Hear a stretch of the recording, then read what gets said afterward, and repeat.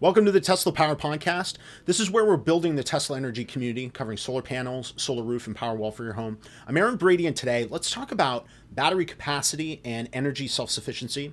Let's talk about the solar shingle race. Let's talk about battery prices rising and a lot more. Let's do it.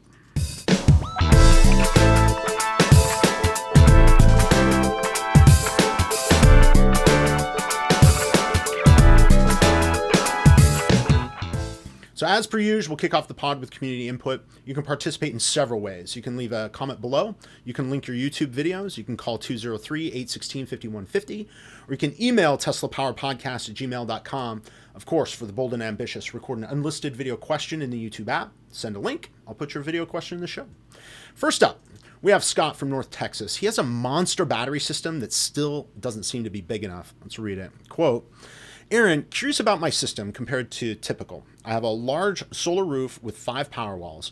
On a 20-degree evening, my battery backup can drop from 100% to 20 or 25%.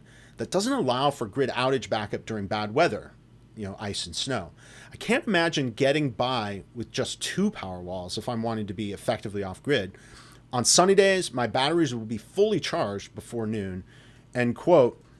And Kevin and Scott, Kevin Giasulo from the interview we did a couple days ago, and Scott, they have a conversation about efficiency, insulation of the house. But I have a suspicion that the culprit here is electric heating. Scott notes that his daily consumption is pretty close to what we have here. And on days that our electric baseboard heating kicks on, we're very comparable to what I see in his consumption. If I pull up my phone, let me see if I can get that here.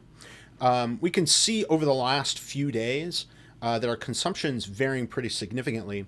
There are days here, if we are looking at the actual consumption numbers here, but the days that we're hitting our usage highs is when our electric heat kicks in. You can see this in the usage spikes. Today is one of those really good examples. We're using 26 kilowatts of energy. Yesterday, charged the car and had a lot of baseboard usage. Here, didn't even charge the car's 26 kilowatts of usage just for that baseboard heating. And it's a little crazy when you consider this is just like a 15-foot strip that heats, only half of our basement, which is partly underground and is insulated reasonably well. That 15-foot section of baseboard heating is a huge energy hog and is nearly doubling our consumption when it's on. And it's a huge reason why I have no plans to get rid of our gas heating. I mean, it would be impractical at the moment to heat our home with electricity exclusively.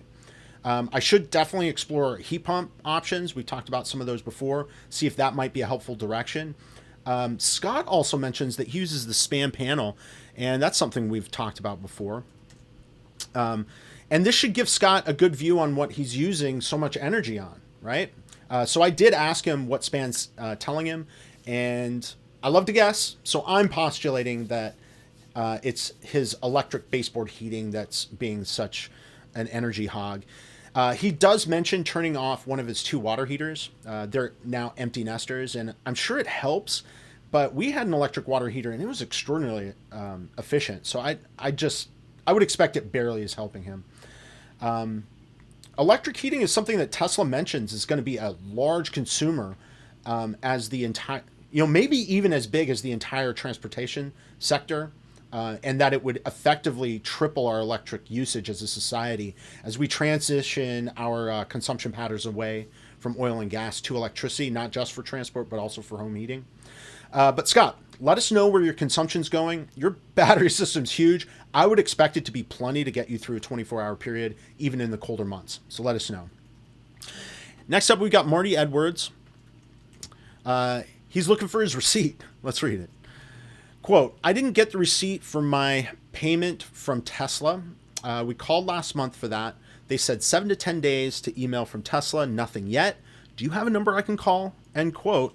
And this is something I haven't even thought about yet, right? I'm sure you're asking about this because you're doing your taxes, right? And we'll be doing the same thing. We'll be taking a credit for the money we spent on the solar roof and batteries last year. My recommendation is that you call the Tesla Solar Hotline. That's 877-701-7652. And I put it in every set of show notes for everyone's reference. Tesla are doing an awesome job of picking up the phone, getting you answers while you're on the phone. So it's a much better customer experience than it had been in the past.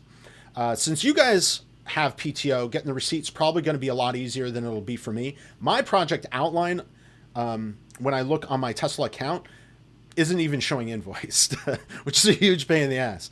I did get a copy of a sort of invoice document, though, that we use to pay our bill. I plan to use that document on our taxes. It's got the required split between solar and non-solar portions of the product just for that purpose, right? You might already have that as part of your financing paperwork, so I would encourage you to go and take a look. Thank you to Adam and to Marty for your input. Let's hear from the rest of you. Send in your YouTube links, your comments below. Call 203-816-5150, or you can email teslapowerpodcast@gmail.com. Let's take a quick break. When we come back, we'll get into the news.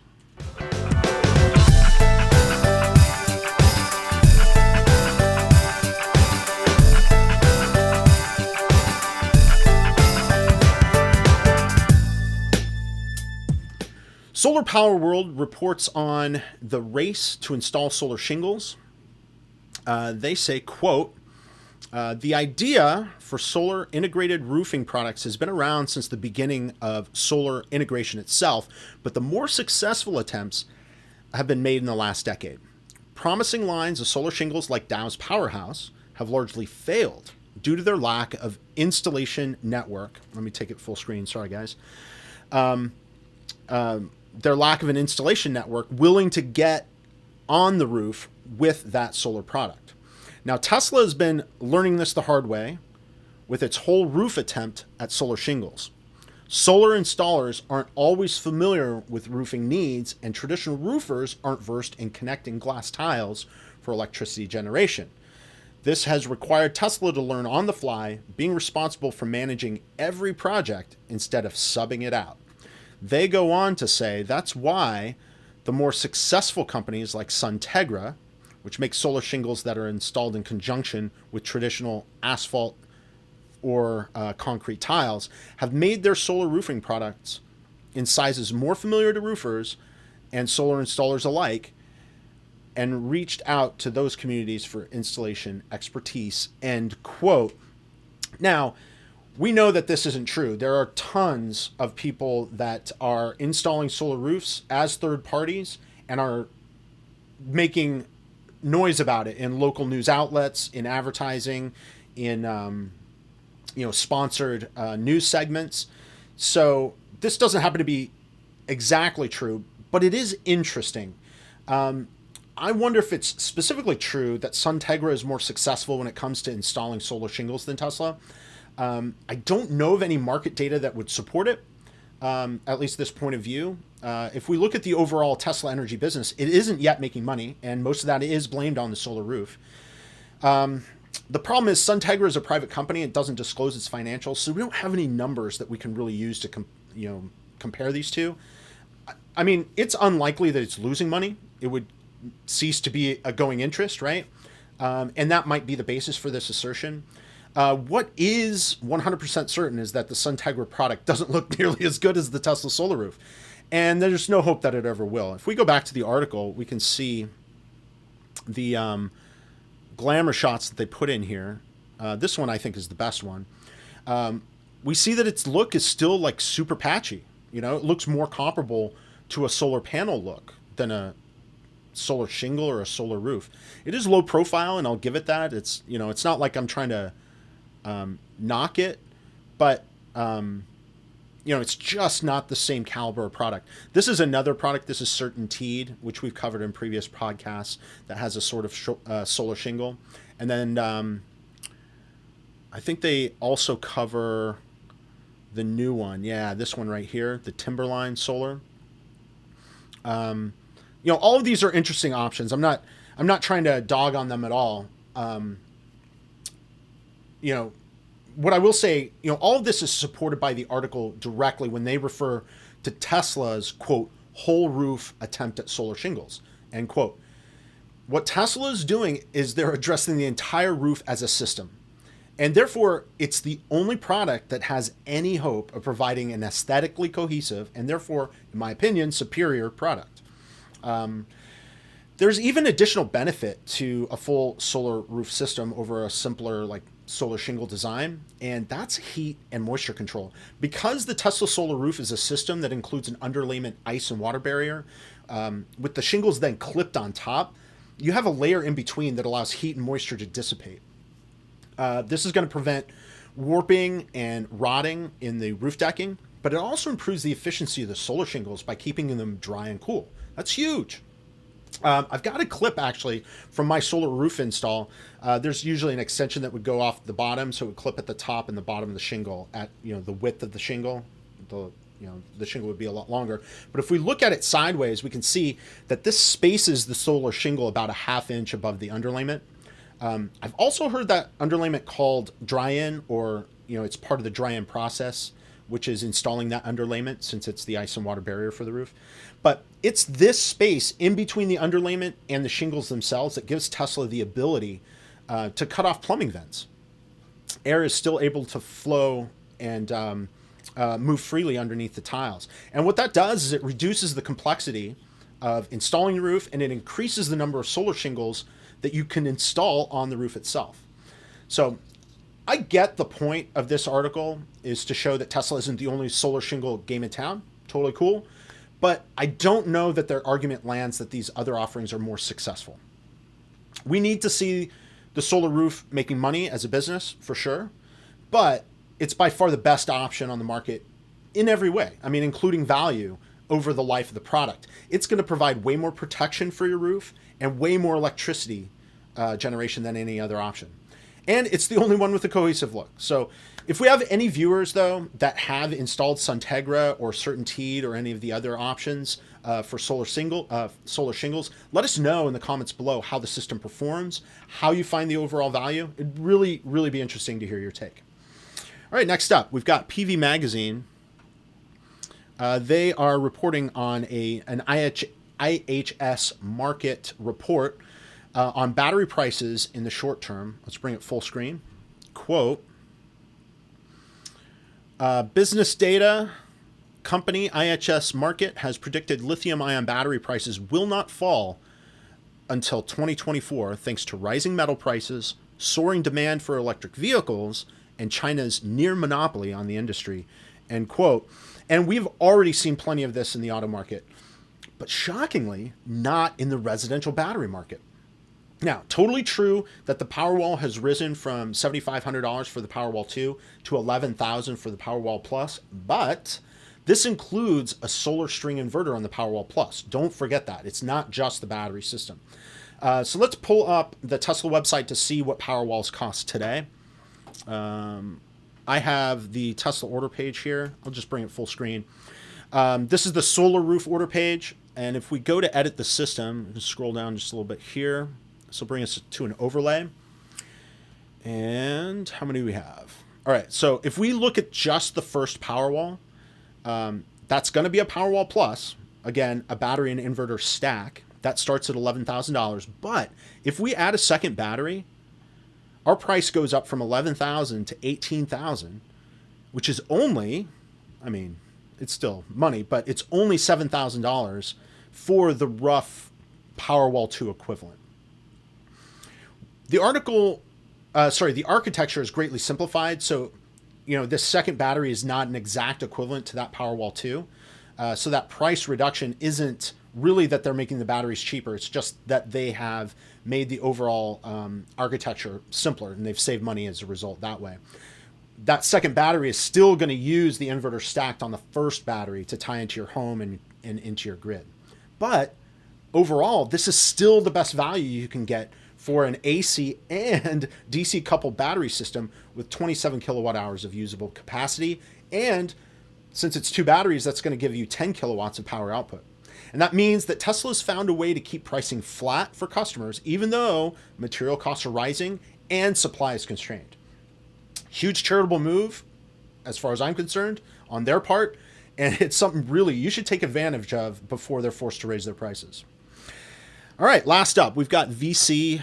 What's this called? VC Star. They have an opinion piece that has an interesting take on the end of net metering. I wanted to point some of this out to you.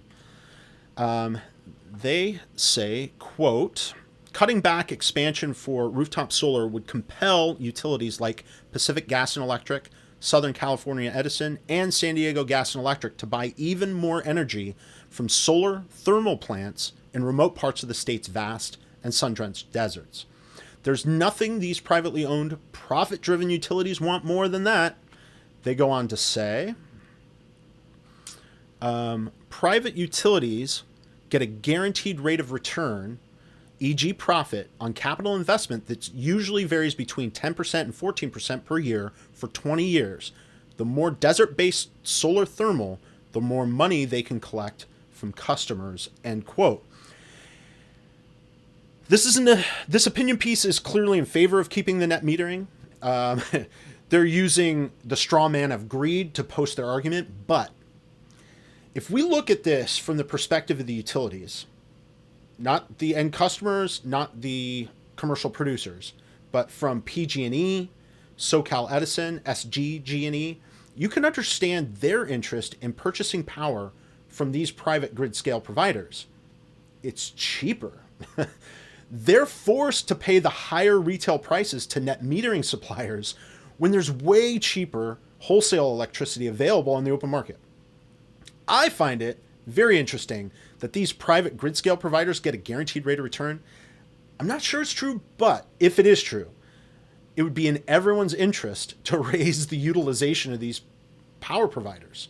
It's going to lower the cost of these sources of electricity, and these sources of electricity happen to be renewable, and they happen to provide base load, which is something most renewables can't do. I'm not a huge proponent for concentrated solar. I don't think it's the best use of energy when considering cost and efficiency. Huge capital projects are generally not the way I think the energy sector is going. I think it's going distributed, but it is a clean source of base load generation. And I mean, straight up, it should not be choked off by an incentive program that might not even be needed anymore. Doesn't it seem maybe to be reasonable to let market forces drive them out of business if they can't compete, right? Ultimately, I'm not here to take a side on the California net metering debate. I'm just here to help facilitate that transition to distributed energy generation and more efficient energy use. Energy baseline at the core is the source of wealth throughout human history. And it's this transition to sustainable energy generation and consumption that's going to make all of us more wealthy in the future. So let's not dig in and polarize the debate. Let's be generous. Let's be thoughtful so we can work together to get on the other side of this transition. Anyway, let's take another quick break. When we come back, I want to introduce you guys to a new segment of the pod. And this first one has me pretty pumped.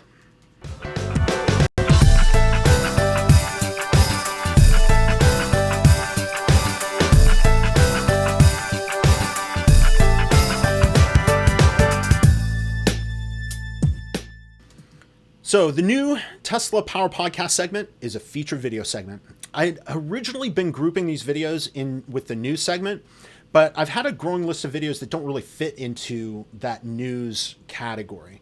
But I still want to bring attention to these videos. So here's our first one.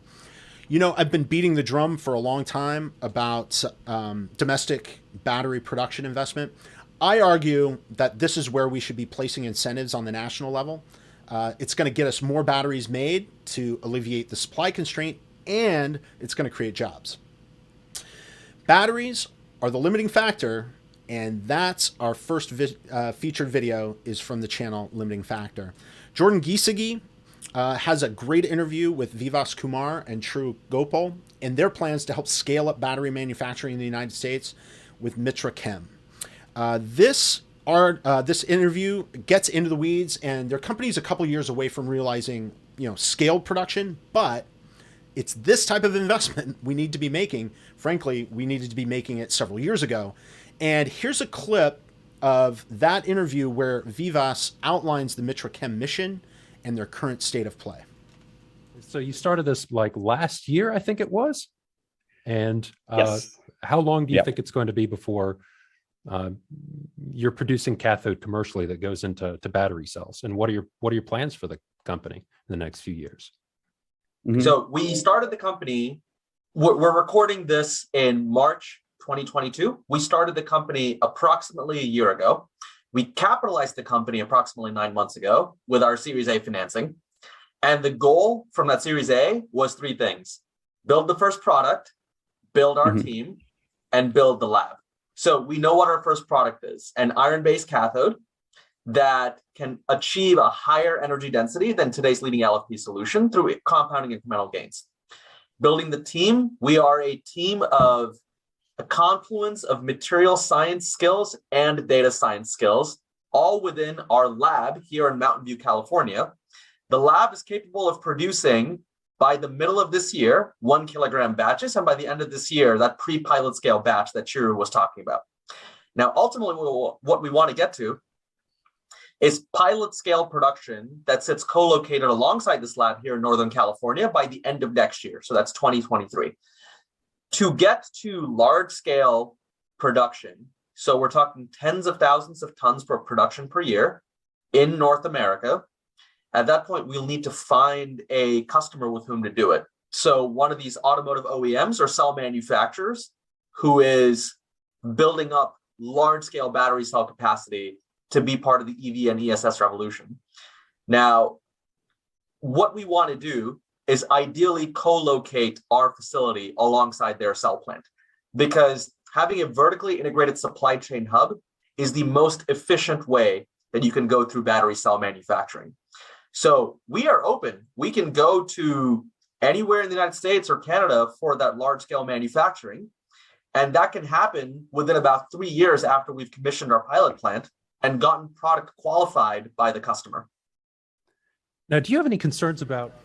And this isn't full battery cell production, right? This is only iron cathode production. But if you remember, Tesla plans to bring nickel cathode production on site at their Austin and Berlin gigafactories already. So this isn't likely to be used by Tesla directly. But you'll remember that Tesla is moving residential energy storage to an iron chemistry, and Mitra Chem will be a key part, or they hope to be at least, of increasing that iron battery supply from battery producers like Panasonic, LG Chem, and CATL. Vivos notes, however, that they're looking to support domestic production, and that implies that LFP battery factories will be built in the United States, and that's very exciting. Go watch the full video. The description's in the link below. Now, we've got even more snow yesterday, and that's seen our production drop a bit. It was a little bit of a surprise. It feels like it's too late in the year for that kind of stuff to be going on, but we do have, quite a bit of snow still falling in March. I don't know. That might be a good sign, right? We're fighting global warming. Temperatures are coming down. We're having more normal winters. We are still officially in winter until March 21st when we hit the spring equinox. So I guess it is seasonal, right? Today we've been producing plenty. We're at almost 40 kilowatt hours now, working toward the end of the day. We'll probably, I'd say comfortably, cross that 40 kilowatt hour production threshold. Yesterday we only did 4.5 kilowatt hours. That was because it was snowing most of the day. But if we go over to my brother-in-law's system, we can see today he's produced more than we have already. He's at 42 kilowatt hours, which is really surprising. When I was there this morning, it looked like they were, caked in with snow, but they've been able to burn off that snow and outproduce us today. That's pretty cool. Good for him, right? This full month production, he's at 439, so almost 440 kilowatt hours for the month, which is pretty great. And I think they're way ahead of us, right? If I look at the month to date, yeah, we're at only 394 month to date. And as we get into the longer days, he's just going to get further and further ahead on his traditional solar system. I should get some of those official specs so I know exactly how big his system is to compare it with our 13.5 kilowatt system. I believe he's at the 11.5, but I need to verify that. And it's super interesting that he's able to outproduce us even though he has a smaller system, But of course, remember his traditional solar panels have been oriented correctly throughout his roof. He's got panels that face both south and west, so he can get those panels placed in the most efficient place possible. I have a large south-facing portion of the roof, but much of the tiles, much of the active tiles, couldn't fit on just the south side of the roof because I was pre 72 watt panel product availability. We have only the 50, I forget what the thing is, 56 watts, I think, for each panel. So a lot of that capacity had to go on the north side of our roof. And none of that starts generating until the sun gets up to about the solstice level. So we're about 3 weeks away from being able to generate anything from the south side of our roof. And that's why they're producing so much more, even though I think our system is a little bit bigger. But I'll get those details, and we'll do a comparison interview and go through some of those stats and talk with my brother-in-law about that. But all of that, we'll do it for episode 50 of the Tesla Power Podcast. Please use my referral code. You can save $500 on a solar roof, $300 on Tesla solar panels. You can go to ts.la/62310 to place your order. And I am Aaron Brady, your Tesla residential energy community organizer. Let's do this again on the next video.